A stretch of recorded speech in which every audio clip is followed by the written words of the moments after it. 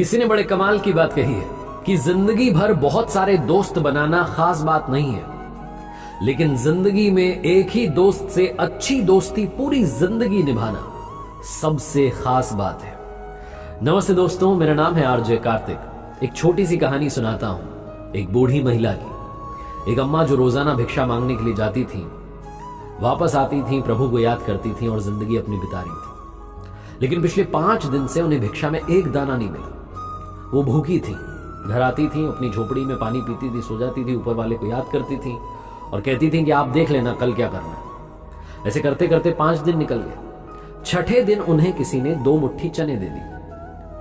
शाम में जब वापस आई संध्या में अपनी झोपड़ी में, तो उन्होंने सोचा कि मैं चने अभी नहीं खाऊंगी, मैं कल सुबह भोग लगाऊंगी भगवान का, उसके बाद में चने खाऊंगी। इतनी परम भक्त थी ईश्वर की। उन्होंने वो जो 2 मुट्ठी चने थे उन्हें पोटली में बांधा और झोपड़ी में टांग दिया। उसके बाद विश्राम करने लगी। रात में उनकी झोपड़ी में चोर घुसा। चोरों ने समझा कि इस पोटली में गहने हैं, सोने के सिक्के हैं, ये अम्मा कहीं से लेकर आ गई है।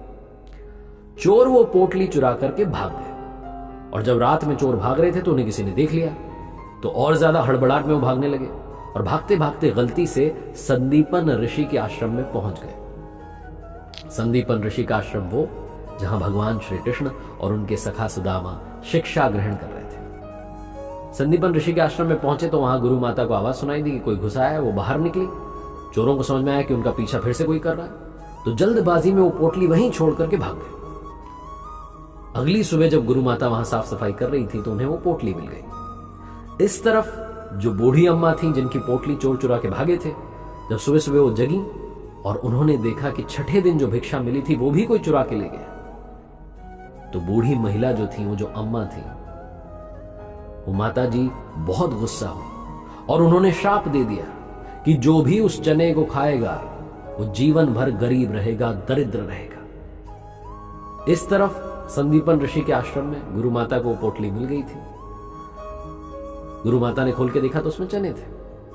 भगवान श्री कृष्ण और उनके सखा सुदामा जो थे वो जंगल में लकड़ियां लेने के लिए जा रहे थे। गुरु माता ने कहा, अरे सुनो सुदामा, ये लेकर के जाओ, अगर भूख लगे तो ये खा लेना, इसमें चने हैं, दोनों मिल बांट के खाना। गुरु माता ने आदेश दे दिया।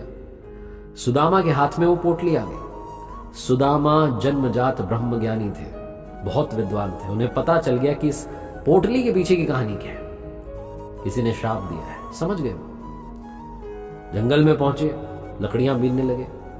सुदामा को लगा कि आदेश तो ये मिला है गुरु माता का कि दोनों को मिलकर बांट के खानी है, लेकिन अगर मैंने भगवान के साथ ये बांट ली तो उन्हें भी वो श्राप लग जाएगा और तीनों लोग दरिद्र हो जाएंगे।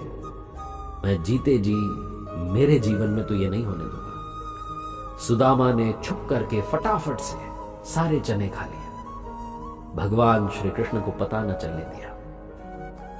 सुदामा जीवन भर दरिद्र रहे क्योंकि श्राप लगा हुआ था। भगवान श्री कृष्ण को उन्होंने दरिद्र नहीं होने दिया। दोस्ती ये होती है। जीवन में ट्रू फ्रेंडशिप अगर आपको मिल जाए, इससे खूबसूरत कुछ नहीं है। जैसे मैंने बोला कि जिंदगी में बहुत सारे दोस्त बनाना खास नहीं है, लेकिन एक ही व्यक्ति से अच्छी दोस्ती पूरी लाइफ चलाना, पूरी जिंदगी वो दोस्ती निभाना, लाइफ टाइम, वो सबसे खूबसूरत और खास बात होती है।